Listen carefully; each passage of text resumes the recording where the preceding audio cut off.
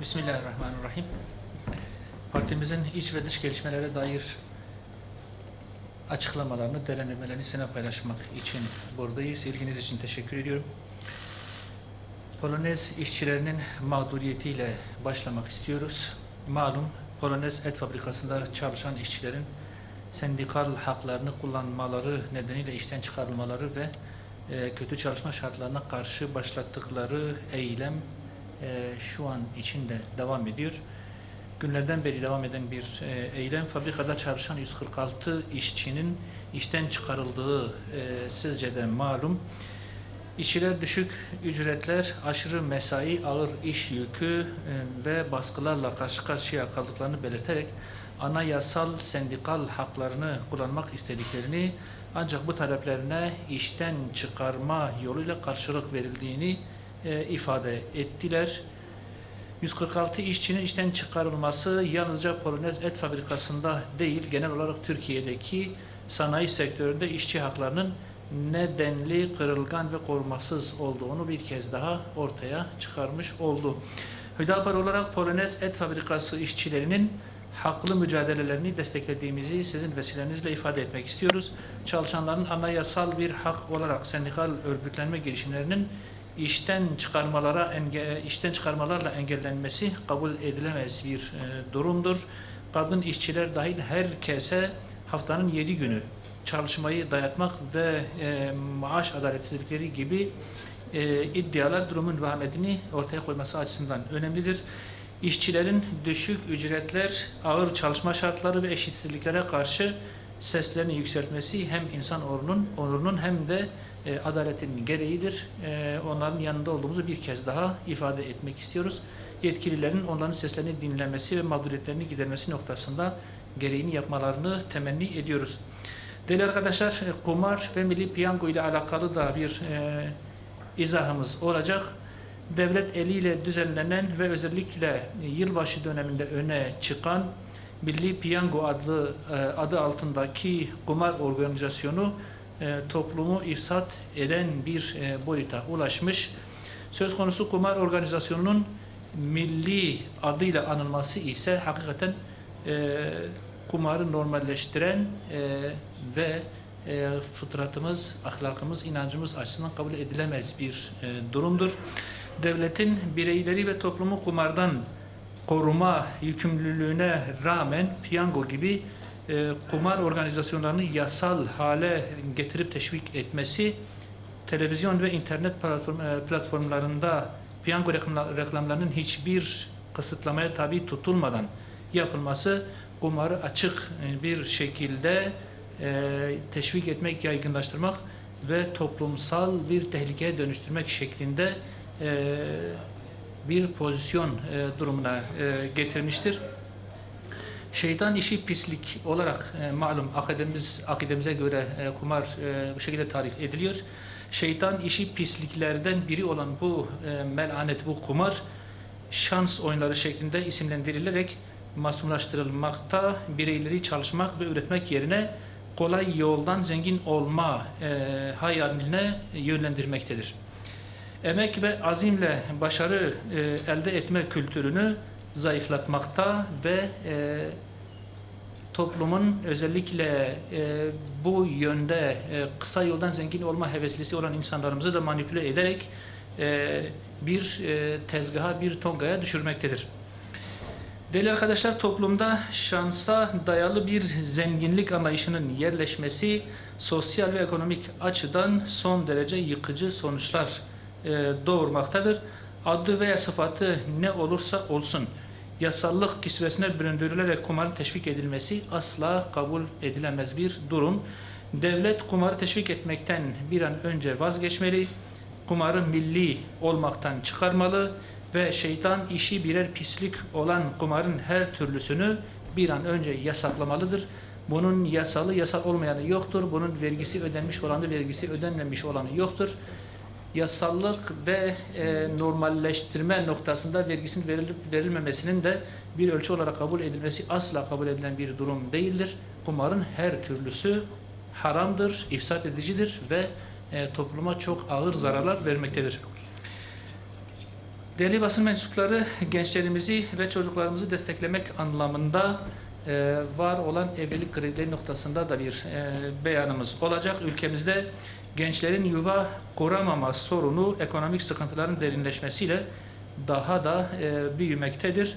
Evliliği kolaylaştırmak için sunulan krediler hızla yükselen enflasyon karşısında yetersiz kalmakta. Bu nedenle yapılan yardımlar gençlerin yuva kurmasına ciddi katkı olacak seviyeye de yetişememektedir. Bu noktada bu kredilerin güncellenmesi, gözden geçirilmesi bir zorunluluk haline gelmiş. Özellikle beyaz eşya desteği gibi doğrudan yardımlar şeklinde muhakkak hem miktarın artırılması hem bir an önce hayata geçirilmesi bir ihtiyaç haline gelmiş. Ayrıca çocuklarımızın ve gençlerimizin sağlıklı bireyler olarak yetişmesi için dijital dünyanın zararlarından korunmaları da aynı şekilde zorunlu bir ihtiyaç haline gelmiş. Sosyal medya ve online oyun bağımlılığı, uyku düzensizliği, obezite, depresyon, anksiyete, yalnızlık ve özgüven eksikliği gibi pek çok soruna ve sıkıntıya neden olmaktadır. Ulaştırma ve Altyapı Bakanımız Sayın Abdülkadir Uraloğlu'nun da 16 yaş altı çocukları sosyal medya ve online oyunların zararlarından korumak için bir an önce yasal düzenlemelerin yapılması gerektiğine yaptığı vurguyu da destekliyoruz, haklı buluyoruz. Bir an önce bununla alakalı somut adımların atılması gerekiyor.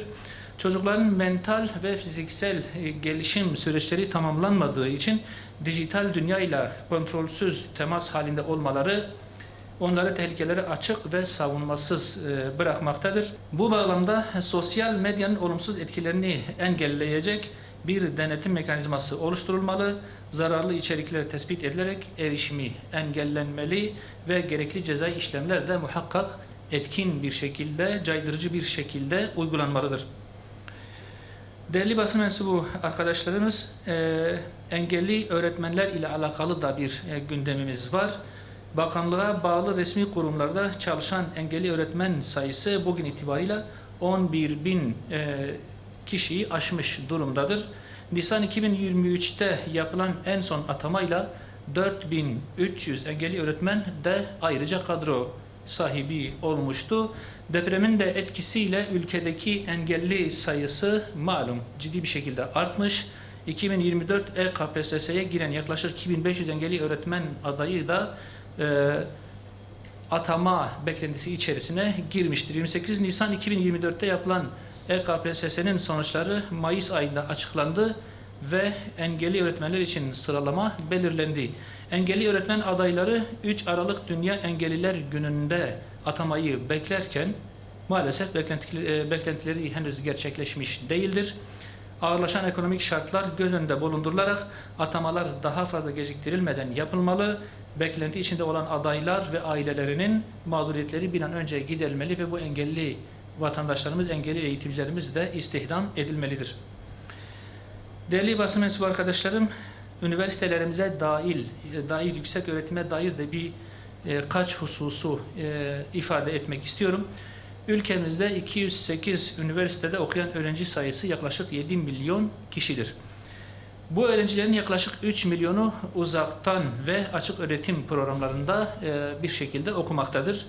Geriye kalan ise örgün öğretim programlarına devam etmektedir. Türkiye ile hemen hemen aynı nüfusa sahip olan Almanya'da ise yüksek öğretimde okuyanların sayısı 3 milyon 400 bin civarında olup ülkemizdeki öğrenci sayısının yaklaşık yarısı, hatta biraz daha aşağısında kalmaktadır. Gerek Almanya ve gerekse de diğer gelişmiş ülkelerde okuyan öğrencilerin oranı ülkemizden daha düşük olmasına rağmen akademik araştırma, program geliştirme, ülke ekonomisine katkı sağlama ve üniversite mezunlarının istihdamı anlamında bizim çok ilerimizde yer alıyorlar maalesef.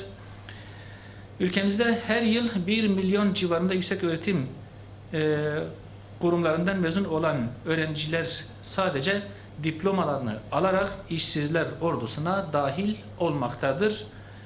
Üniversiteler asli fonksiyonlarını icra edebilmek için siyasi ve ideolojik sahipler ile arasına keskin bir mesafe muhakkak konulmalı ve üniversitelerin özellikle bilim, teknoloji ve gençlerimizin istihdamı noktasında daha etkin, daha fonksiyonel bir hale getirilmesi gerekir. Üniversitelerimizin bilim, fen, teknoloji, çağın standartlarını yakalama, ilerleme, erdemli bir nesil yetiştirerek ülkenin geleceğini inşa etme ve özellikle de gençliğin fonksiyonel istihdamı anlamında ülkenin ihtiyaçlarını karşılayabilecek standartları yakalaması çok önemlidir. Bu noktada çok ciddi bir açığımız, bir eksiğimiz söz konusudur. Aksi halde ülkenin geleceğinin büyük bir risk altında olacağı da muhakkaktır. Diplomalı işsizler ordusu yetiştirecek bir yüksek öğretim kurumunun böyle bir sistemin ülkeye getireceği yük de hepinizce malumdur. Yüksek öğretim kurumlarının çok yüksek meblağlarda gider kalemleri mevcuttur. Bu giderlere rağmen fonksiyonel anlamda ihtiyacı karşılayamamaları ya da bir noktaya kadar karşılamaları da üzerinde düşünülmesi gereken ciddi bir sorun. Dış gündeme dair de değerli arkadaşlar bir iki hususa değinmek durumundayım. Gazze, Batı Şeria ve Lübnan'da fiili işgal gerçekleştiren Siyonist işgal rejimi, Suriye'de de Baas rejiminin devrilmesinin ardından işgal faaliyetlerine başlamış bulunuyor. Bunu hep beraber medyadan takip ediyoruz.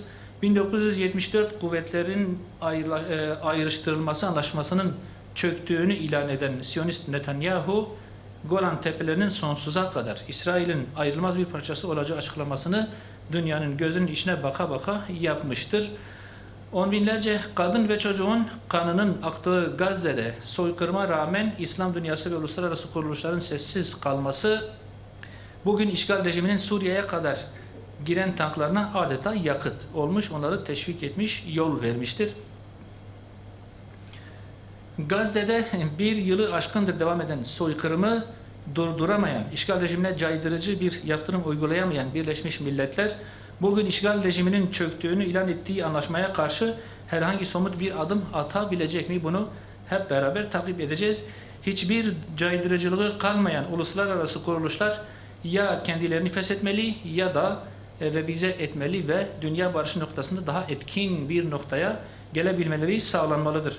İslam dünyası artık bu terör çetesine karşı fiili olarak bir müdahaleye yönelmek zorunda.